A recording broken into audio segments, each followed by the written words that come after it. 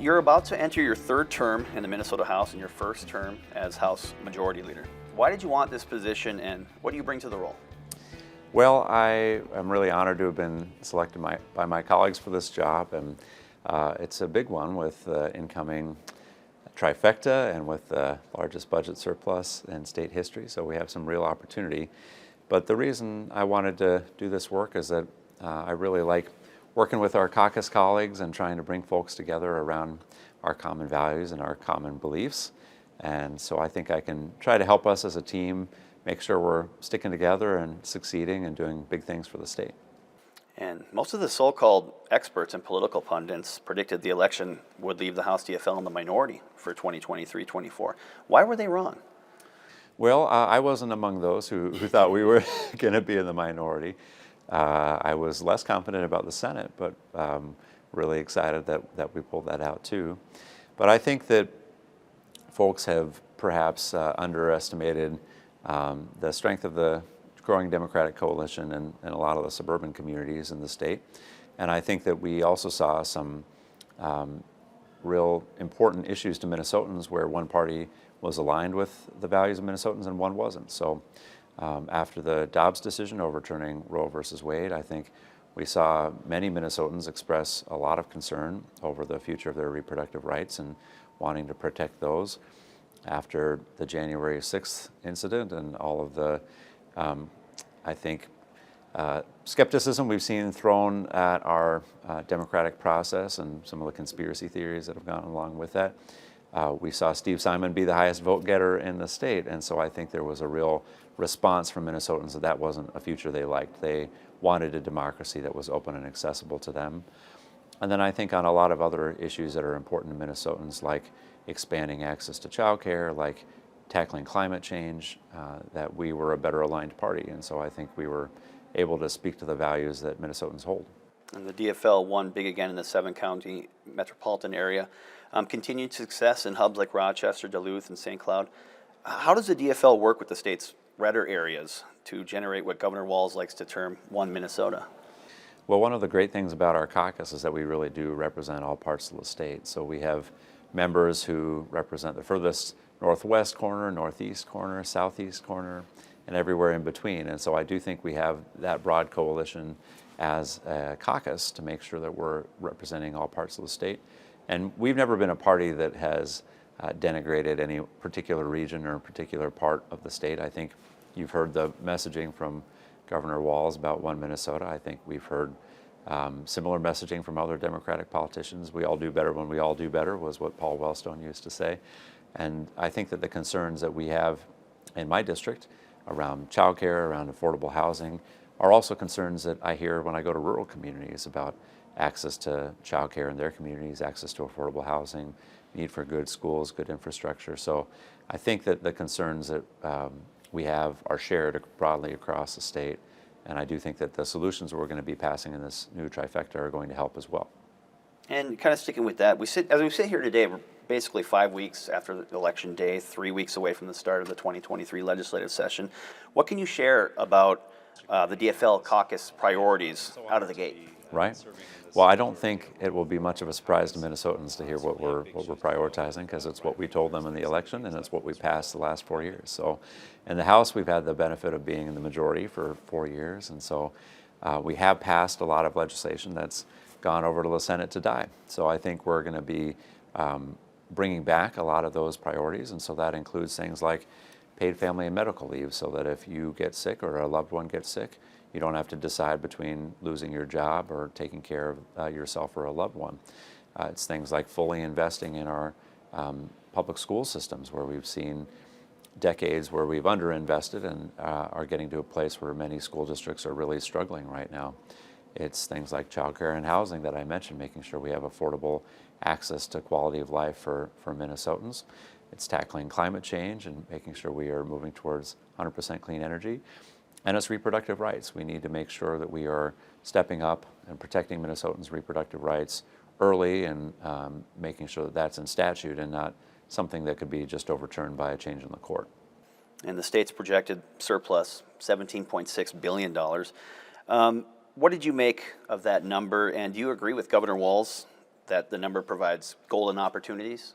I do. It's a really important opportunity for us as a state to make long-term investments to help us succeed. And I think Governor Walz said it well in the presser that we were at together, which is that if we're not investing now in the future of the state, we're not going to have surpluses like that down the road. We need to make sure we have an educated workforce, a workforce that's housed, folks who can go to work because they have childcare, because they have the opportunity to take paid time off when they need it.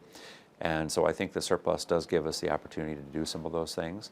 But it's also, importantly, most of it is not ongoing. Most of it is one time, meaning that a lot of the priorities that we want to see invested as long-term priorities we're going to have to make some tough choices still, even within that category, and may need to look at ways that we can help out our long-term structural priorities. Infrastructure is an example where we know that the gas tax is declining over time. We're seeing most major auto manufacturers move towards electric vehicles, so we need to come up with some solutions to fund our long-term priorities as a state too. Do you have any comments on potential rebate checks or Social Security state tax elimination or reduction? Well, when we had the presser on the budget surplus, I was asked about both, and what I said there, and I'll share now, is that a lot of our members do care deeply about trying to address the Social Security tax issue. Right now, most people who are on Social Security don't have to pay taxes on it, but we do have an income level above which people do pay some taxes. So I think the question is, what's the appropriate income level? I'm not sure that we need to give tax breaks to millionaires and billionaires on their Social Security. That's a pretty small percentage of their overall income, but a pretty big hit to our state budget. If we fully repealed the Social Security tax, we're talking about $1.2 billion of impact over 2 years. And so those are real dollars when we're talking about a lot of priorities that we have as a state. So I think we should have a conversation about how we can make sure we're protecting even more Minnesotans, but still having some of the wealthiest in our state chip in for the needs we all share. That's a position that the AARP takes as well, because they know a lot of those investments will benefit seniors. And I do think we're going to find a way to help return money to Minnesotans, and I think we'll do that in a lot of different ways. We certainly have talked a lot about trying to make sure we're spending through the tax code to help folks with children with a child tax credit, help renters with a renter's tax credit.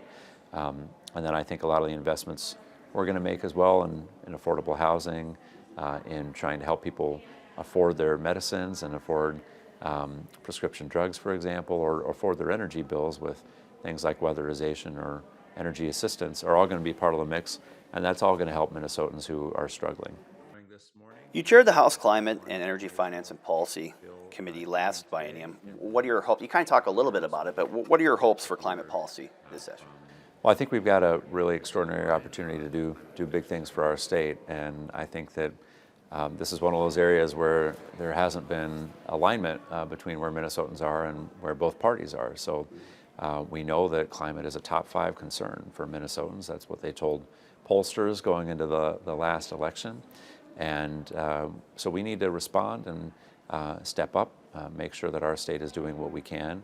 And the important thing about taking action on climate too is that it means jobs for Minnesotans. Right now we don't have any coal, we don't have any natural gas in the state, so we're sending our energy dollars out of state. If we're actually able to produce the wind and solar in state, then those are manufacturing jobs, and those are installation and construction jobs right here in Minnesota. We also know that it has real health benefits. There are significant air pollution harms across the state from burning of fossil fuels, and we can address that here. So there's a lot of win-win-wins if we're moving towards clean energy. So I think you're going to see us act early on 100% clean energy by 2040, and that's a position the governor ran on, and a lot of our members did too. So I think you'll see that action early. There's also a new leader on the other side of the aisle. Republicans have chosen Representative Lisa Demuth as their new leader. What kind of working relationship do you have with Representative Demuth, and do you think with new leadership there could be more bipartisanship in the House this year? I do think that. Lisa and I have gotten to know each other a little bit. We're the same class year. That's right, yeah. And we also served on one committee together. We were on the Select Committee on Racial Justice. And we had some important conversations on that committee. And I found Lisa to be really thoughtful and constructive. And so I'm looking forward to getting to work with Leader Damath, and I do think we'll have a good working relationship.